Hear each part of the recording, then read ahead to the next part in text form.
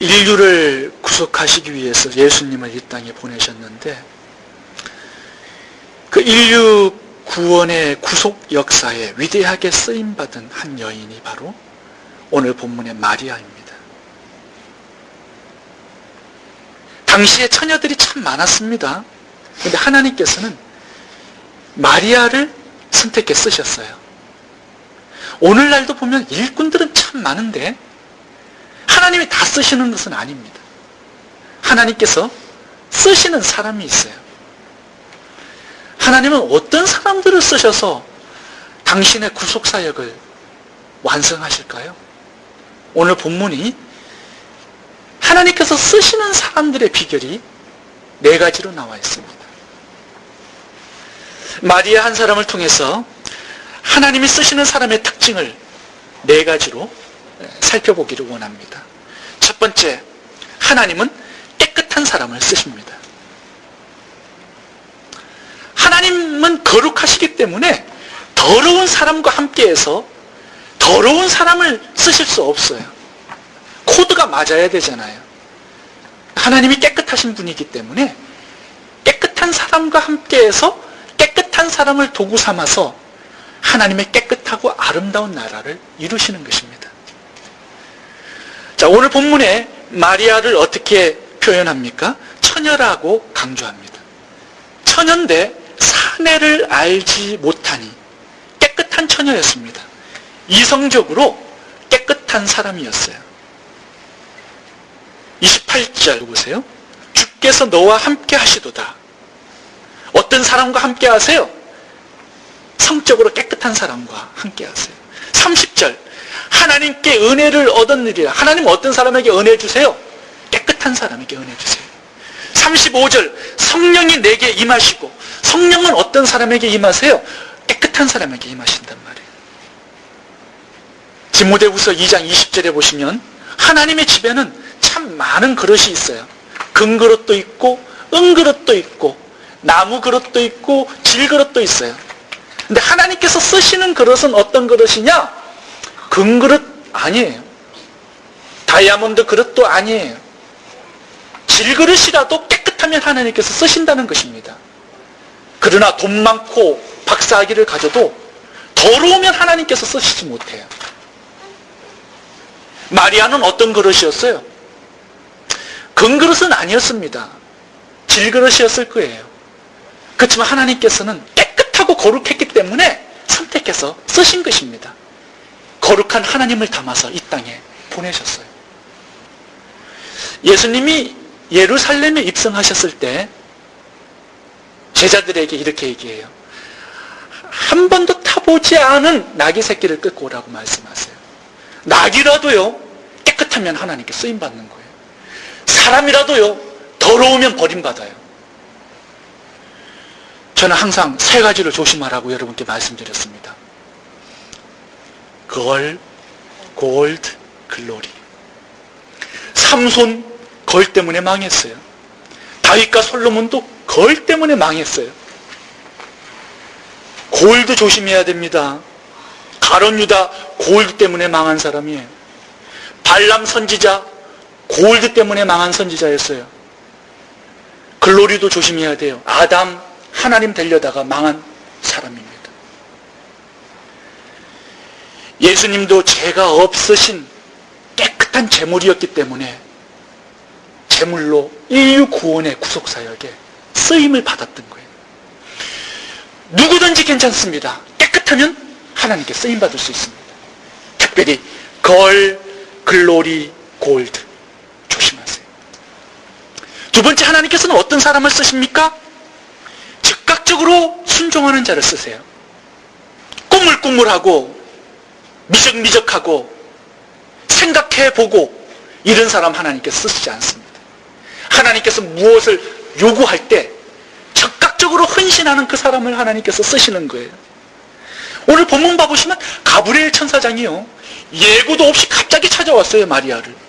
그래가지고 한다는 소리가 정말 황당한 얘기를 하는 거예요. 자궁을 좀 빌려달라는 거예요. 자궁을. 한 번도 들어보지 못한 얘기를 하는 거예요. 하나님께서 네 자궁을 좀 빌려서 그곳에 탄생을 하겠다는 거예요. 마리아가 들어보니까는 이거는 기상천외할 황당한 얘기예요. 이 얘기를 딱 들었을 때 마리아는 어떻게 반응했을까요? 이해가 될 때까지 좀 기다려 달라고 얘기하지 않았어요. 좀 생각해보고 그렇게 얘기하지 않았어요. 어떻게 반응합니까? 여기 보시면은 마리아가 즉각적으로 하나님께서 원하시는 그 몸을 내어드리는 순종으로 나아갑니다. 이런 자를 쓰시는 거예요. 질그릇, 나무그릇 상관없어요. 하나님께서는 첫 번째 깨끗한 그릇을 쓰시고요. 두 번째, 하나님께서 원하실 때 즉각적으로 자기 것을 드리는 그 사람을 쓰시는 겁니다. 아브라함도 보면 하나님께서 위대한 복의 근원으로 쓰셨던 그 이유가 창세기 12장에 나와요. 본토 친척 아버지를 떠나라고 그럴 때 갈 바를 알지 못하고 떠나버려요. 즉각적으로 떠난단 말이죠. 그리고 또 이삭을 달라고 그래요. 백세에 얻은 그 아들을. 생각해보고 미적미적하지 않아요. 그 다음 날로 장작 쪼개가지고 즉각적으로 순종해요. 이런 사람을 하나님께서는 쓰시는 거예요. 베드로 봐봐요. 좀 무식했어요. 질그릇이었어요. 근데 예수님께서 부르시니까 곧 거물을 버려두고 주님을 쫓아가요. 대책 없는 사람을 쓰시는 거예요. 예수님께서 무리를 걸어왔을 때 베드로 보고 배 안에 나와가지고 무리를 걸으라고 하니까 생각도 안 해보고 베드로가 무리를 걸어 나와요. 이런 사람을 쓰시는 거예요. 순종을 드린 그 다음부터 인생이 풀어지는 거예요. 마리아의 인생이요, 즉각적인 순종 드리지 않았다면 요셉의 한 아내로 인생을 마쳤을 거예요. 근데 순종을 드렸더니 위대한 예수님의 어머니가 되어버렸어요. 여러분들이 좀 위대한 인생을 살아갈 수 있기를 축복합니다. 주님께서 쓰시고자 할 때 즉각적으로 순종을 드리세요. 하나님께서는 첫 번째로 깨끗한 사람을 쓰시고요. 두 번째, 즉각적인 순종을 잘하는 사람을 쓰십니다. 세 번째, 하나님께서는 어떤 사람을 쓰시는가? 희생하는 사람을 쓰세요. 희생의 대가를 지불하는 사람을 쓰십니다. 하나님의 나라를 완성하는 데 있어서, 구속사역에 쓰임받는 데 있어서 희생 없이는 안 돼요. 반드시 희생의 대가를 지불하고 하나님께 쓰임받는 것입니다. 그냥 하나님께 쓰임받으면 축복만 받는 줄 아는데 그게 아니에요. 손해가 있고 불이익이 있고 거기에는 고난도 있을 수 있고 어떨 때는 목숨까지 버려야 되는 희생을 각오해야 됩니다. 오늘 본문에 보시면요, 마리아는 이 헌신했기 때문에 약혼자에게 버림받을 수도 있었단 말이에요. 약혼자에게 부정한 여인이라고 오해도 받을 각오를 해야 됐단 말이죠. 부모와 형제에게 수치를 가져다 줄 수 있는 가문의 망신거리가 되는 여인이 될 수도 있었어요.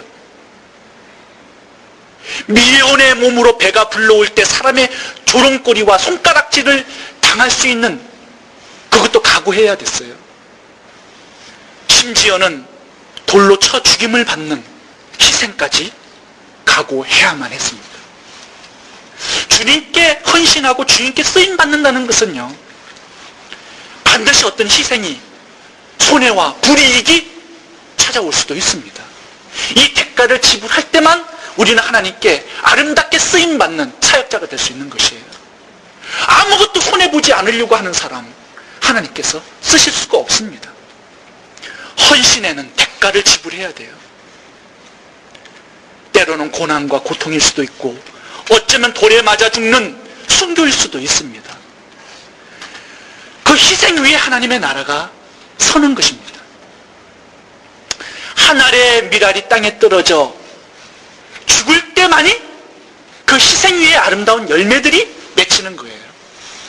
예수님이 십자가에서 자기 자신을 희생했을 때 우리들은 구원을 받을 수가 있었던 것입니다. 누군가의 희생 위에 오늘도 하나님의 나라는 서가는 것입니다. 선교사님들의 땀과 눈물과 피 위에 하나님의 나라가 확장되는 것이에요. 아펜젤레와 언더우드의 희생 위에 대한민국의 천만의 구원받는 열매들이 나타난 것이라고요. 여러분, 한글학교 위해서 희생하세요. 주일학교 위해서 희생하시고요. 새벽기도 위해서 여러분들의 잠을 좀 희생하세요. 그 대가를 지불하고 나서 우리들은 아름다운 열매를 얻게 되는 것입니다. 하나님은 어떤 사람을 쓰십니까? 희생의 대가를 지불하고자 하는 그 사람들을 하나님께서는 쓰셔서 오늘도 구속의 사역을 이루어 가시는 것입니다. 네 번째, 하나님께서는 어떤 사람을 쓰시는가? 가장 소중한 것을 내어드리는 자를 쓰십니다. 써다 남은 것 드리는 것을 하나님 가지고 일하시지 않습니다.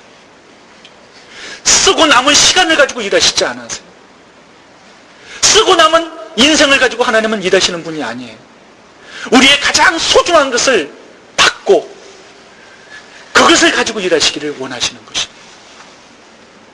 마리아는 가장 소중한 하나밖에 없는 자궁을 하나님께 내어드렸습니다. 하나님 그거 받으시고 일하신 거예요. 인류의 구속사역의 뜻을 이루신 것입니다. 아브라함은 독자 이삭을 드렸어요. 가장 소중한 것. 그래서 아브라함을 통하여서 구속의 역사를 이루신 것입니다. 마리아는 300데나리온의 옥합을 깨뜨려서 예수님께 드렸어요. 그 여인을 기념한 것입니다. 하나님은 독생자 한 분밖에 없는 그 아들을 우리 위해서 드렸어요. 그래서 인류의 구속의 역사는 완성될 수가 있었던 것입니다. 예수님은 가장 소중한 자기 몸을 십자가에 찢어 우리를 위해서 주셨습니다. 오병이어의 기적도 마찬가지죠. 그 꼬마에게는 가장 소중한 런치박스였어요. 그것을 드렸을 때 그걸 가지고 하나님께서는 기적을 만드신 것입니다. 여러분, 자궁은 주님께 드렸기 때문에 그게 가치가 생기는 거예요. 런치박스도 하나님께 드렸기 때문에 그 가치가 생기는 거예요. 300데나리온 옥합 주님께 드렸기 때문에 그게 가치가 생기는 거예요. 보잘것없는 것이라도요, 주님께 드리는 모든 것은 다 큰 가치가 되는 것이에요.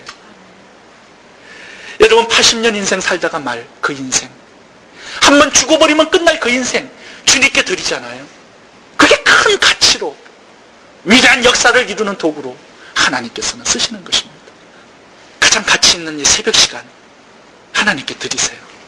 11조 가장 가치 있는 돈 하나님께 드리세요. 여러분들의 젊음 하나님께 드리세요. 하나님께서 그거 받으시고요, 뭐 하겠습니까? 우리들을 아름답게 위대하게 세워주시고 축복해 주시기 위해서 달라고 그런 것이에요. 마리아는 자궁을 주님께 빌려드렸기 때문에 위대한 인류의 어머니가 된 것입니다. 예수님의 어머니가 되고요, 가톨릭에서는 신으로까지 추대할 수 있는 여인이 된 것입니다. 가장 존귀하게 됐고 가장 위대하게 되었고 가장 높이 올라갔습니다. 주님께 쓰임받을 때 가장 위대한 인생이 되는 것입니다. 주님께 더 많이 쓰임받는 축복이 있기를 바랍니다. 기도하겠습니다.